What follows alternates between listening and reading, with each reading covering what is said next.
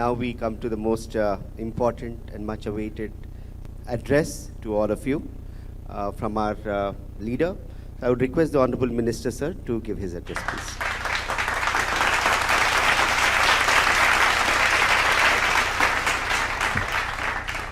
IndiGlobal Bharat Summit 2023, Rising Northeast. On behalf of Government of Assam, it is an honor to extend my warm welcome to all of you, especially Mr. Om Mansanda, Managing Director, Dr. Patlev, MV Satish, Whole-Time Director, L&T, Dr. Bhaskar Rao, Founder Chairman, KIMS Hospital, Seri Lalthango, Northeast donor from Donor Ministry, our own KK Trivedi, Joint Secretary, Skill Development Department, Government of India, and Mrs. Radhika Ragosti from Lal Bahadur Shastri National Academy, and the main organizer, Mr. Koilan Chakraborty, Ankur Jain, and our Director, IIT, K. Iyer. I welcome all of you and all the dignitaries present here, and our beloved student, our moromor chatra chatri hokol, ji hokol amar bibhinno ITR পৰা আহিছে, he সকলো ছাত্ৰ ছাত্ৰীকে মই শুভেচ্ছা জনাইছো। আৰু আজি IndiGlobal Bharat Summit 2023, the Rising Northeast.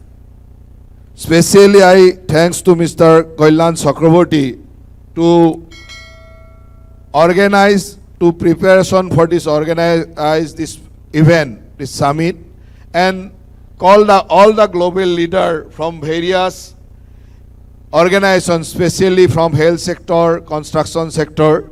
I welcome to all of you. और सबसे पहले मैं आप लोगों को, मेरा मुख्यमंत्री जी ने जो स्पीच दिया है थोड़ा देर पहले, वहाँ पे आप लोगों को सबको बता दिया है आसाम आप लोगों के लिए रुका हुआ है, आप लोगों को वेलकम करने के लिए रुका हुआ है। मुख्यमंत्री जी ने जब स्पीच में बोला है कि आसाम के लिए ये जो IndiGlobal समिट हम लोग 2-3 मकसद में ये IndiGlobal summit rising north east कर रहा हूँ। एक हो गया इन्वेस्टमेंट और दूसरा हो गया हमारा नया जेनरेशन, उसको देखे इम्प्रेस है, और यहाँ नॉर्थ ईस्ट में क्या क्या अपॉर्चुनिटी है आप लोगों को इन्फॉर्म करने के लिए। आप लोग आसाम आना चाहते हैं, इंडिया में बहुत सारे जगह है, क्यों आसाम आएंगे? आज हॉस्पिटलिटी सेक्टर के लोगों को हम लोग आसाम बुलाया है, आसाम में इन्वेस्टमेंट करिए, लेकिन आप लोग तो खुद सोचेंगे कि क्यों आसाम आएंगे, आसाम में क्या ऐसा स्पेशलिटी है जहां आपको आने के लिए मजबूर कर देंगे जो आना है। आपको जानकर खुशी होंगी कि कुछ दिन पहले यहाँ हमारा cancer care hospital, Tata cancer care foundation हम लोग ने शुरू किया हो, और ये कैंसर केयर हॉस्पिटल का जरिए हम लोग पूरा आसाम में 18 कैंसर केयर हॉस्पिटल बना रहा हूँ।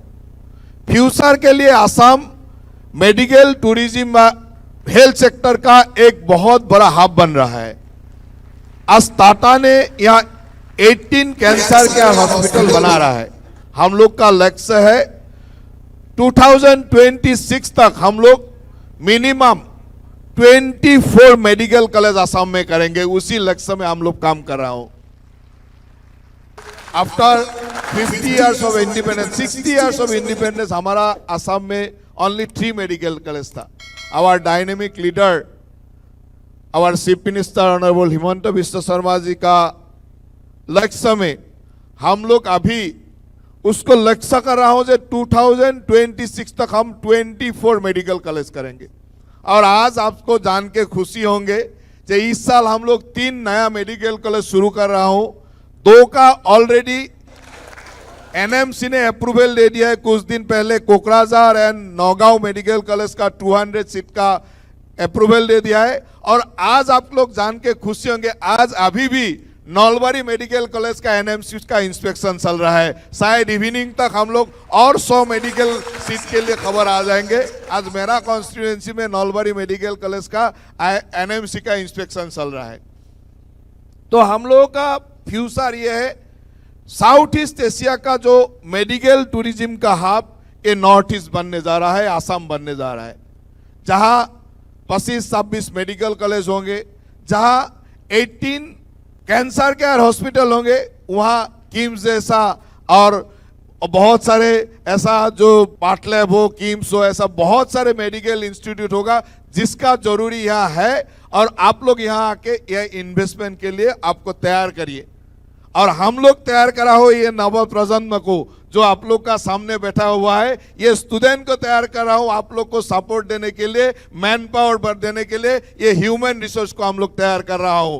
और ये ह्यूमन रिसोर्स को तैयार करने के लिए हमारा डायनेमिक लीडरशिप, आसाम का चीफ मिनिस्टर का लीडरशिप में हम लोग पूरा स्किल एजुकेशन का नया, बहुत सारे नया रिवोल्यूशन ला रहा हूं।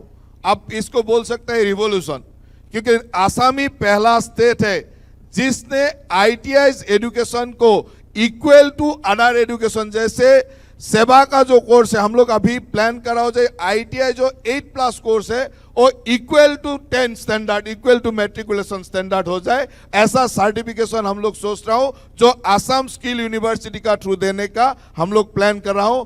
जो 10+2 का जो ITI कोर्स है उसको हम लोग इक्वल टू हायर सेकेंडरी, उसको फ्यूचर एजुकेशन के लिए उसका रास्ता खोल जाए।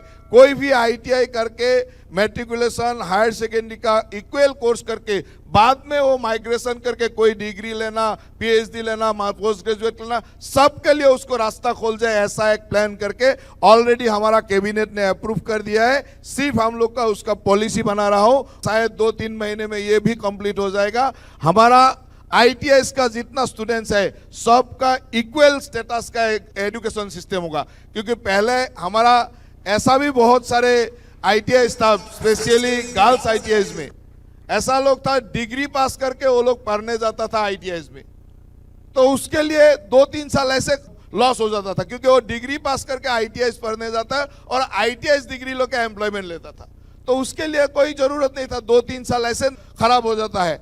इसलिए हम लोग सोच रहा हूं कि ये ITI एजुकेशन को कैसे इक्वल कर सके। अभी आप लोग जान के खुशी होंगे, हमारा यहाँ बहुत ज़्यादा ITI अभी नहीं है, लेकिन हमारा गवर्नमेंट ने एक प्लान किया है कि हर ब्लॉक में एक ITI होना पड़ेगा। उसी हिसाब से हम प्राइवेट पब्लिक पार्टनरशिप में PPP मोड में ये ITI बनाने का ऑलरेडी स्टार्ट कर दिया हूँ। और हमारा लक्ष्य है अप टू 2024 हर ब्लॉक में एक ITI बन जाए, उसी हिसाब से हम आगे जा रहा हूं। और जो प्राइवेट ITI होगा, private ITI and government ITI में एक ही प्रॉब्लम हो जाता है, फीस स्ट्रक्चर का। कभी कभी प्राइवेट ITI में फीस स्ट्रक्चर थोड़ा ज्यादा हो जाता है, तो कॉमन आदमी के लिए, गरीब आदमी के लिए वहां पढ़ना, उसका कोर्स का एक्सपेंडिचर करना थोड़ा मुश्किल हो जाता है। इस साल गवर्नमेंट ने एक पॉलिसी लिया है, जो private ITI and government ITI का जो गैप फंडिंग होगा, ये एज स्कॉलरशिप हम लोग स्टूडेंट को देगा। स्टूडेंट के लिए कोई फर्क नहीं पड़ेगा, कोई भी ITI में पड़े, गवर्नमेंट ITI या प्राइवेट ITI, उसके लिए फीस स्ट्रक्चर एक ही रहेगा। गवर्नमेंट ITI का जो फीस स्ट्रक्चर होगा, उसी फीस स्ट्रक्चर का एक्स्ट्रा जो प्राइवेट ITI का फीस होगा वो गवर्नमेंट बेयर करेगा। गवर्नमेंट उसको एज ए स्कॉलरशिप या तो इंस्टीट्यूट को दे देगा, वो सेम फीस में वो लोग पढ़ सकेगा। इसी हिसाब से हम ITI को डेवलप करना चाहते हो, जैसे ITI एजुकेशन जितना तक हो सके हम लोग बढ़ा सकता हो, क्योंकि टेक्निकल स्किल एजुकेशन ही हमारा फ्यूचर है। मैं कल परसों में जब नॉर्थ ईस्ट स्किल सेंटर का हमारा जो सक्सेसफुल स्टूडेंट है उसको एड्रेस करने के लिए गए थे, तो वहाँ भी बोला हूँ कि हमारा जो एजुकेशन सिस्टम है, हमारा जो भारतीय परंपरा का पुराना एजुकेशन सिस्टम था, जो हम लोग गुरुकुल का शिक्षा बोले या तो पुराना एजुकेशन सिस्टम था, वो एजुकेशन ऐसा एक सिस्टम था, वहाँ पढ़ने के बाद कोई नहीं सोचता कि हमको अनएम्प्लॉय बनना पड़ेगा। लेकिन अभी वही एजुकेशन सिस्टम जब ब्रिटिश का सिस्टम में शुरू हो गया और ब्रिटिश का जमाने में हम लोग ये एजुकेशन सिस्टम को अडॉप्ट कर लिया, वही एजुकेशन सिस्टम ऐसा एक माहौल बना दिया, अभी कोई भी हायर एजुकेशन करने वाला लोग सोचते रहता है जो मेरा आफ्टर एजुकेशन मेरा एम्प्लॉयमेंट क्या होगा, मेरा संस्थापन कहाँ होगा, मैं कैसे एम्प्लॉय होगा, उसको सोचना पड़ता है। ठीक है, आज से 100 साल 200 साल पहले जब ये एजुकेशन सिस्टम शुरू हुआ था, उस टाइम ने ब्रिटिश ने सोचा होगा जो हम लोग को राज करने के लिए गवर्नमेंट उसको चलाने के लिए एक क्लरिकल जॉब का जरूरत था, उसको हम तैयार करना था। उसी एजुकेशन सिस्टम को लोग ने डेवलप किया।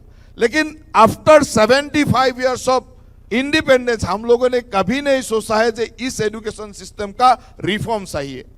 आज हमारा प्राइम मिनिस्टर नरेंद्र मोदी जी का विजनरी लीडरशिप ने अभी नया एजुकेशन पॉलिसी में सोचना शुरू किया है कि कैसे हम लोग को स्किल को डेवलप करना है।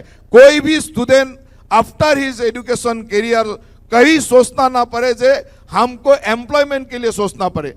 हमको सबसे बड़ा यह है, कोई भी लोग एम्प्लॉयमेंट के लिए सोचना नहीं चाहिए, ऐसा एक एजुकेशन सिस्टम होना चाहिए।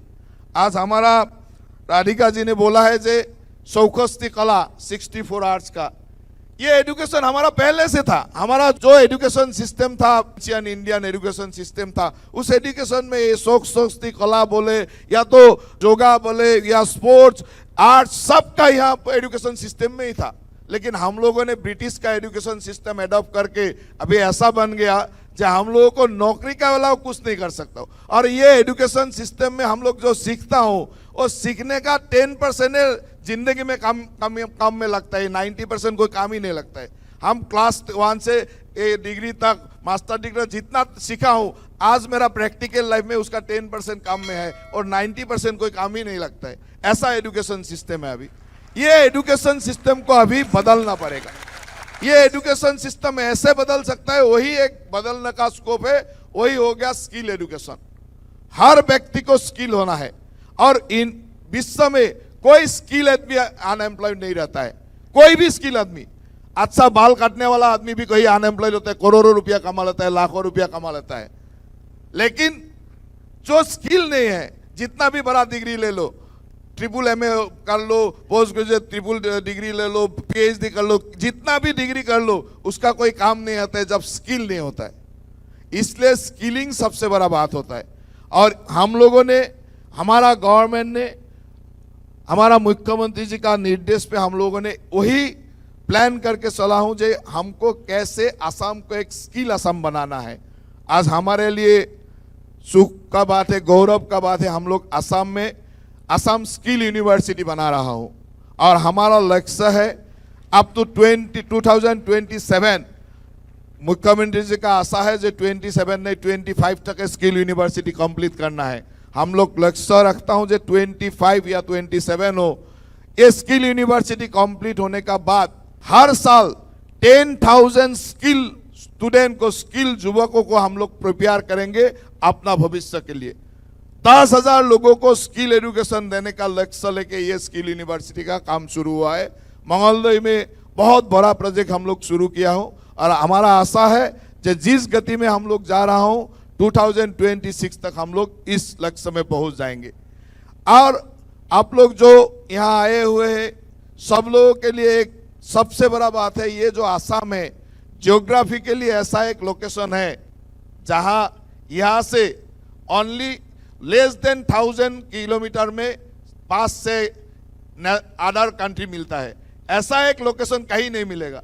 और ऐसा लोकेशन है, ये जो साउथ एशियन कंट्री हो या बीबियन कंट्री हो, यहाँ से आपको 2 आवर्स फ्लाइंग में वो जगह पहुंच जाएगा। ऐसा लोकेशन में हम लोग है। लेकिन हम लोग अभी तक ये लोकेशन का फायदा नहीं उठा सका। इसका भी कुछ रीजन था। पहले आसाम का जो माहौल था, आसाम का जो एनवायरमेंट था, वही एक बड़ा रीजन था। लेकिन अभी जो हमारा गवर्नमेंट बनने का बाद, हमारा चीफ मिनिस्टर हिमंत बिश्व शर्मा का दायित्व लेने के बाद आसाम में एक ऐसा एक माहौल आया, जिस माहौल सबसे बड़ा अच्छा माहौल है। जो आप लोग आइए या कोई भी इन्वेस्टमेंट के लिए आइए, आसाम सरकार आप लोग को जितना तक हो सके फुल सपोर्ट आप लोगों का करेंगे। कोई भी, अभी देखिए आसाम में टूरिज्म सेक्टर में बहुत सारे होटल्स वगैरह यहाँ इन्वेस्टमेंट करने के लिए आए। Taj group, Hyatt group, Radisson group, all जितना ग्रुप आया है, सब लोगों को कहीं फाइल एक दिन भी नहीं रुकेगा, उसी हिसाब से काम हो रहा है। आप लोग कोई भी इंडस्ट्री, कोई भी यहाँ इन्वेस्टमेंट के लिए प्लान करके आइए। आसाम सरकार एक ही व्हाट्सएप का जरूरत है। आपका कोई काम कहीं टेबल में रुक गया तो एज मिनिस्टर मुझे एक व्हाट्सएप करिए, चीफ मिनिस्टर को एक व्हाट्सएप करिए, आपका फाइल खुद अपने का बहुत सारा अपॉर्चुनिटीज यह है। तो इसलिए आप लोग वही लोकेशन का फायदा ले लीजिए। और थोड़ा देर पहले द्विवेदी जी ने बोला है कि हमारा नेशनल मीडियन एज का बारे में बोला है 26 पॉइंट समथिंग या 27 नाउ, लेकिन आसाम का 22.7, तो इसका तो और ज़्यादा यूथ का प्रोबेबिलिटी प्रोस्पेक्ट है। तो यहाँ नेशनल एवरेज से भी मेडन थोड़ा कमती है। तो इसी हिसाब से सोच लीजिए आज हमारा यूथ, ये जो यंग जनरेशन है, इस यंग जनरेशन को हम काबिलियत बना सके, हमको स्किल बना सके, तो यहाँ सबसे बड़ा man power resource, human resource यहाँ बन सकता है। तो उसी हिसाब से आप लोग आगे आइए। और आमार जिসকল ছাত্ৰ ছাত্ৰী আছে আপোনালোকলৈ মই এটাই অনুৰোধ যে ইয়াত আপোনালোকে কিছুমান এনেকুৱা মানুহক লগ পালে যিসকলে আজি হয়তো আপোনালোকে স্যালাৰি শুনিলে ভয় খাই উঠিব যে তেওঁ আজিৰ তাৰিখত ইমান স্যালাৰি পায়। আজি যদি আমাৰ মনচন্দা ওম মনচন্দাজীক যদি সোধে, মই তেখেতক নুবুজাকৈ কৈছোঁ বাৰু, তেখেতৰ যদি স্যালাৰি গম পায় তাহলে আপোনালোকৰ ভয় লাগিব যে এনেকুৱা মানুহে স্যালাৰি পাব পাৰে নেকি। তাৰমানে আপোনালোকৰ সন্মুখত এনেকুৱা কিছুমান মানুহ বহি আছে। ইয়াতে অলপ আগতে আপোনালোকৰ লগত ভিডিঅ' কনফাৰেন্সেৰে কথা পাতিছে যে 3টা কম্পিউটাৰে আৰম্ভ কৰি আজি এই বিশ্বৰ এটা ডাঙৰ সাম্ৰাজ্যৰ অধিকাৰী বা সাম্ৰাজ্য চলাব পাৰে। এই ধৰণৰ কথাবিলাক আপোনালোকে এটা প্ৰেৰণা হিচাপে লওক। আজি দ্বিবেদী সাহেবে আপোনালোকক কৈছে যে কেনেকৈ স্কিল এডুকেশ্যনৰ কি কি সুবিধা পাব পাৰি।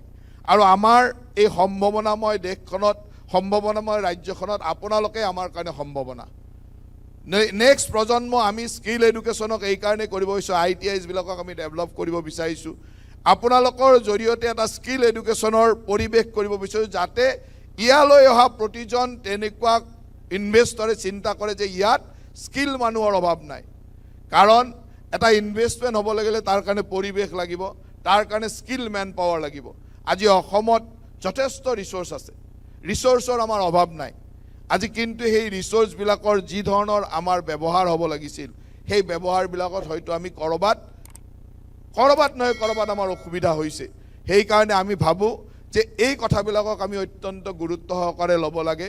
নতুন প্ৰজন্মই যদি ভাবে যে আমি এখন নতুন অসম গঢ়িম, যে নতুন স্কিল অসম এখন গঢ়িম, তেতিয়াহ'লে আমাক কোনেও ৰখাব নোৱাৰে। অসমক ভাৰতবৰ্ষৰ 5খন সৰ্বশ্ৰেষ্ঠ ৰাজ্যৰ ভিতৰত এখন ৰাজ্য বনোৱাৰ যি সপোন আমাৰ মুখ্যমন্ত্ৰী মহোদয়ৰ, সেই সপোন বাস্তৱত ৰূপায়িত হ'বলৈ বেছি সময় নালাগে যদি আপোনালোকে এবাৰ ভাবে। আমি সেই ধৰণে পৰিকল্পনা আমাৰ আছে, পৰিকল্পনা আমি কৰিছোঁ যাতে আমি সুন্দৰভাৱে এই কামবিলাক আগবঢ়াই নিব পাৰোঁ। আৰু অসমৰ প্ৰতিগৰাকী যুৱক যুৱতীক আমি কি ধৰণে সম্পূৰ্ণ স্কিল এডুকেশ্যনবিলাক দিব পাৰোঁ। আৰু কেন্দ্ৰীয় চৰকাৰেও আজি আমাক যথেষ্ট ছাপোৰ্ট দিছে। আজি দ্বিবেদী সাহেবে আপোনালোকৰ সন্মুখত ক'লে যে আমি কি ধৰণৰ ফিউচাৰ প্লেনিং লৈ আমাক কি ছাপোৰ্ট দিব বিচাৰিছে। আজি কেন্দ্ৰ চৰকাৰে ইমানলৈকে চিন্তা কৰিছে বা আমাৰ প্ৰপ'জেলত ইমানলৈ সন্মতি প্ৰকাশ কৰিছে যে আমি অসমত এটা ডাঙৰ ইণ্ডাষ্ট্ৰিয়েল চাহ উদ্যোগ, আজি চাহ উদ্যোগসমূহৰ বিভিন্ন কাৰণতে, কাৰণ ইণ্ডাষ্ট্ৰিবিলাকৰ বিভিন্ন ধৰণৰ সময়ে সময়ে তেওঁলোকৰ সন্মুখত প্ৰত্যাহ্বান আহে। আজি অসমৰ চাহ উদ্যোগলৈও এটা প্ৰত্যাহ্বান নাহা নহয়, কিন্তু চাহ উদ্যোগৰ প্ৰত্যাহ্বানটো আমি একেদিনাই নোহোৱা কৰিব পাৰোঁ যদি চাহ বাগিচাৰ যিসকল শ্ৰমিক, সেই শ্ৰমিকসকলক যদি আমি আপস্কিলিং কৰিব পাৰোঁ, শ্ৰমিকসকলৰ স্কিলটো যদি ডেভেলপ কৰি দিব পাৰোঁ, তেওঁলোকৰ প্ৰডাকশ্যন বঢ়াই দিব পাৰোঁ, তেতিয়াহ'লে তেওঁলোকলৈ অহা প্ৰত্যাহ্বান হয়তো একেদিনাই নোহোৱা হৈ যাব পাৰে। আজি সেইকাৰণে অসম চৰকাৰে কেন্দ্ৰ চৰকাৰৰ ওচৰত এটা প্ৰস্তাৱ ৰাখিছিল যে আমাৰ চাহ শ্ৰমিকসকলক কেনেকৈ আপস্কিলিং কৰিব পাৰি, তেওঁলোকক কেনেকৈ আপস্কিলিং কৰিব পাৰি তাৰ এটা পৰিকল্পনাৰে আজি কেন্দ্ৰ চৰকাৰে তাত সন্মতি প্ৰকাশ কৰিছে। আমাৰ ভৱিষ্যতৰ দিনত আমি লক্ষ্য ৰাখিছোঁ যে আমাৰ গাৰ্ডেনত থকা এই শ্ৰমিক বন্ধুসকলক কেনেকৈ আমি আপস্কিলিং কৰি তেওঁলোকক গাৰ্ডেনৰ ইকনমিক ডেভেলপমেণ্ট বা তেওঁলোকৰ ইণ্ডাষ্ট্ৰিটোৰ ভাইবিলিটি, তেওঁলোকৰ ছাৰ্ভাইভ কৰাত যাতে আমি সহায় কৰিব পাৰোঁ। কাৰণ এইটো অসমৰ কাৰণে এটা ডাঙৰ চেলেঞ্জ, য'ত 800খন চাহ বাগিচা আছে, 8 লাখ কৰ্মচাৰী আছে, 8 লাখ কৰ্মচাৰী, 800খন বাগিচা অসমৰ ইকনমিৰ বা অসমৰ অৰ্থনীতিৰ ৰাজহাড় মেৰুদণ্ড স্বৰূপ। ইয়াক যদি আমি ডেভেলপ কৰিব পাৰোঁ অসমৰ ইকনমি কিমান ডেভেলপ হ'ব পাৰে কিন্তু আজি তাৰ সন্মুখত হয়তো সংকট আহিছে হয়তো বিভিন্ন চেলেঞ্জেছ আহিছে এই চেলেঞ্জবিলাক আমি স্কিলৰ দ্বাৰা নিশ্চয়কৈ তাক সুন্দৰভাৱে সমাধান কৰিব পাৰিম আজি আমি বিভিন্ন কোম্পানী আজি ইয়াত L&Tৰ লোক ইয়াত বহি আছে কিছুদিন আগতে আমি L&Tৰ লগত এখন চুক্তি স্বাক্ষৰ কৰিছিলোঁ যে অসমত আমি 3খনকৈ কনষ্ট্ৰাকশ্যন ৱৰ্কাৰ বা কনষ্ট্ৰাকশ্যন ৰিলেটেড এখন ষ্টেট অফ আৰ্ট ইনষ্টিটিউট কৰিব খোজোঁ আমি এই কাৰণে কৰিব খুজিছিলোঁ যে আমাৰ ইয়াতে আজি L&Tৰ যেতিয়া প্ৰেজেণ্টেশ্যন হৈছে আপোনালোকে দেখিছে যে ইয়াত বহুত ইনফ্ৰাষ্ট্ৰাকচাৰৰ কাম অসমতে হৈ আছে অকল L&Tয়ে নহয় অসম ভাৰতবৰ্ষৰ বহুকেইটা নামী নামী কোম্পানী ইয়াত ডাঙৰ ডাঙৰ কনষ্ট্ৰাকশ্যনৰ কাম কৰি আছে কিন্তু দুৰ্ভাগ্যজনকভাৱে যে আমি সেই কনষ্ট্ৰাকশ্যন ৱৰ্কৰ লগত জড়িত যি ধৰণৰ স্কিল মেন পাৱাৰ আমাৰ প্ৰয়োজন সেই মেন পাৱাৰ আমি হয়তো অসমৰ পৰা দিব পৰা নাই আজি বাহিৰৰ পৰা অহাৰ পৰিৱেশ হৈছে সেইকাৰণে আমি বিচাৰিছিলোঁ যে L&Tয়ে নিজে state of the art institute ইয়াত স্থাপন কৰক আমি 3টা ঠাই দিছিলোঁ আৰু তেখেতসকলেও আগ্ৰহ প্ৰকাশ কৰিছে আমি বিচাৰোঁ যে এই ধৰণৰ যেতিয়া ইনষ্টিটিউটবিলাক ডেভেলপ হ'ব আজি আমাৰ দ্বিবেদী সাহেবে কৈছে যে আমি টাটাৰ লগত এখন হস্পিটেলিটি সেক্টৰৰ ইনষ্টিটিউট আমি আৰম্ভ কৰিব লৈছোঁ হয়তো এই বছৰে কেইদিনমান পিছতে ইয়াৰ কাম আৰম্ভ হ'ব ইতিমধ্যে নৰ্থ ইষ্ট স্কিল চেণ্টাৰত আমি হস্পিটেলিটি এণ্ড ৰিটেইল বা ৱেলনেছৰ এটা সুন্দৰ ব্যৱস্থা কেতিয়াবা আমাৰ ITI ল'ৰা ছোৱালীবিলাকে যাব আমাৰ গড়চুকৰ নৰ্থ ইষ্ট স্কিল চেণ্টাৰটো চাই আহিব আজি ভাৰতবৰ্ষত নহয় বিশ্বতে তেনেকুৱা স্কিল চেণ্টাৰ বা তেনেকুৱা ধৰণৰ হস্পিটেলিটি সেক্টৰৰ চেণ্টাৰ খুব কম আছে 400 ছাত্ৰ ছাত্ৰীক আমি শিক্ষাদান কৰোঁ গতিকে তাত আপোনালোকে এবাৰ গৈ আহিব আৰু আপোনালোকে শুনি আচৰিত হ'ব যে আজি দুদিন আগত মই তালৈকে গৈছিলোঁ আজি সেইখন ইনষ্টিটিউটৰ পৰা 3টা বেচ পাৰ হৈছে তাৰ কেইদিনমান দুদিন আগত মই গৈ 16জন ছাত্ৰ ছাত্ৰীয়ে বাহৰেইন আৰু ডুবাইত আজি চাকৰিৰ কাৰণে যাবলৈ সক্ষম হৈছে তেওঁলোকক মই সম্বৰ্ধনা দিবৰ কাৰণে গৈছিলোঁ আৰু সেইখন ইনষ্টিটিউটৰ আজি 95% মানুহে এমপ্লয়মেণ্ট পাইছে এখন ইনষ্টিটিউটৰ পৰা আৰু যিসকলে এমপ্লয়মেণ্ট পোৱা নাই তেওঁলোকে স্বইচ্ছাই এমপ্লয়মেণ্ট লোৱা নাই কাৰণে পোৱা নাই তাৰমানে 100% এমপ্লয়মেণ্টৰ তাত সুবিধা আছে 100% এমপ্লয়মেণ্ট দিব পৰা ইনষ্টিটিউট বা তেনেকুৱা ধৰণৰ এডুকেশ্যন চিষ্টেম এটা বা ইনষ্টিটিউট এখন আমাৰ ইয়াত চলি আছে গতিকে আপোনালোকে এই কথাবিলাক অলপমান গুৰুত্ব সহকাৰে ল'ব আৰু আমি বিচাৰোঁ যে আমাৰ প্ৰতিখন IITIৰ পৰা এনেকুৱা ধৰণৰ ষ্টুডেণ্ট ওলাওক এনেকুৱা ধৰণৰ কোৰ্চ হওক আৰু আজি আমি নতুনকৈ কোৰ্চবিলাকৰ নতুন কোৰ্চ সংযোজন কৰাৰ পৰিকল্পনাৰে আগবাঢ়িছোঁ আজি আমাৰ দ্বিবেদী সাহেবে কৈছে যে ড্ৰোন টেকনলজি আমাৰ ইয়াতে ইলেক্ট্ৰিক ভেহিকলৰ টেকনলজি সোলাৰ পাৱাৰৰ টেকনলজি এইবিলাকৰ প্ৰয়োজন আহিছে কাৰণ আজি অসমে সেই ধৰণে সোলাৰ পাৱাৰ প্ৰডিউচ কৰিবলৈ গৈ আছে ইখনৰ পিছত আমি সিখন MOU সাইন কৰিছোঁ অসমত 3000 মেগাৱাট সোলাৰ প্ৰডাকশ্যনৰ কাৰণে আমি আগন্তুক বৰ্ষসমূহ আমি লক্ষ্য কৰি লৈছোঁ গতিকে সেই লক্ষ্যৰ লগত কাম কৰিবলৈ হ'লে তাত আমাক মেন পাৱাৰ লাগিব তাৰ লগত আমাক সেই ধৰণৰ টেকনিচিয়ান লাগিব সেই টেকনিচিয়ানবিলাক কোনে হ'ব আজি আমি এই কথাবিলাক যেতিয়া বুজি পাৰিম আৰু সেই ধৰণে যদি আমি নিজৰ শিক্ষা ব্যৱস্থাটো বা শিক্ষাৰ দিশটো লৈ লওঁ তেতিয়াহ'লে আমি সংস্থাপনৰ কাৰণে কোনোদিন চিন্তা কৰিব নালাগে মই আশা ৰাখিছোঁ যে আপোনালোকে এই কথাবিলাক উপলব্ধি কৰি আপোনালোক সকলোৱে এই দিশেৰে আগবাঢ়িব যাতে আমাৰ মাননীয় মুখ্যমন্ত্ৰী ডাঙৰীয়াই বিচৰা ধৰণে আমি এখন স্কিল অসম সৰ্বাংগ সুন্দৰ অসম য'ত প্ৰতিজন যুৱক যুৱতীয়ে নিজৰ দক্ষতাৰে প্ৰতিষ্ঠিত হ'ব পাৰে এইবাৰ আপোনালোকে জানি সুখ অনুভৱ কৰিব